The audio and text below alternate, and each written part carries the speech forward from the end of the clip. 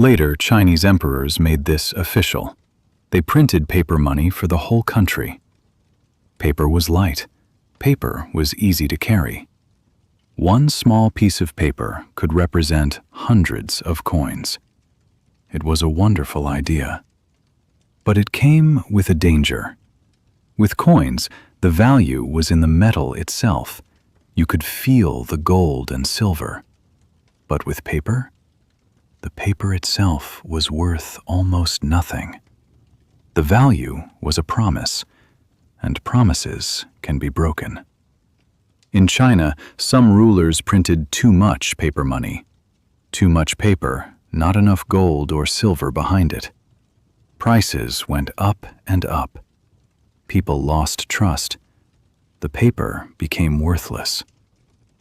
This lesson, print too much, trust disappears, is one that the world would have to learn again and again. And yet, paper money traveled west.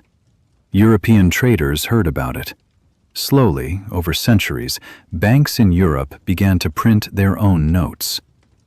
The world was changing, and this change was only getting bigger. By the 1600s and 1700s, banks existed across Europe. These were not the same as the banks we know today. They were buildings of stone and wood, quiet and serious, where rich families kept their gold and silver safe. When you gave your gold to a bank, the bank gave you a paper note. That note said, "Come back any time, and we will give you your gold." These notes began to travel. People trusted them. And slowly, people used these notes to pay for things, without ever touching the gold. This system had a name, the gold standard. Every paper note had gold behind it. Every promise was backed by something real. It felt safe. It felt honest. And for a long time, it worked. Countries grew rich. Trade across oceans expanded. Empires were built. But there was always a tension, a quiet pressure in the system. What happens when a country needs more money than it has gold? What happens during a war, when armies need payment and food and weapons? The gold standard began to show its limits. In the 1900s, two terrible world wars shook the earth. Governments needed money, enormous amounts of money. They could not wait for gold. And so, slowly, one by one, countries left the gold standard behind.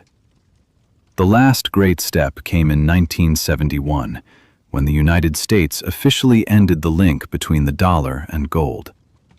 From that day, the dollar, and most money in the world, was backed by nothing but trust, nothing but a promise. And that is both beautiful and a little frightening. The world did not stop changing. In the middle of the 20th century, a new idea arrived. What if you did not need to carry paper at all? What if a small card could carry your money? The first credit cards appeared in the 1950s in the United States. A man named Frank McNamara forgot his wallet at a dinner. He felt embarrassed. He could not pay. And from that embarrassment, the idea of a card you could always carry was born. By the 1970s and 1980s, plastic cards were everywhere. Banks gave cards to millions of people. You could walk into a shop with nothing in your pocket, no coins, no paper, and buy things with one small card. Then computers arrived. Then the internet. By the 1990s, people could pay for things online from their homes without leaving their chairs. Money had become invisible. Numbers on a screen, a click of a button. And the world moved faster and faster. But the biggest surprise was still coming. Because in 2008, someone, or a group of people, using only the name Satoshi Nakamoto, published a short document on the internet. That document described a new kind of money, a money with no bank, a money with no government, a money that lived only in computers and mathematics. And the world would never look at money in quite the same way again. The name of this new idea was Bitcoin, and it was unlike anything the world had seen before. Most money in the world is controlled by banks and governments. They decide how much money exists. They decide the rules.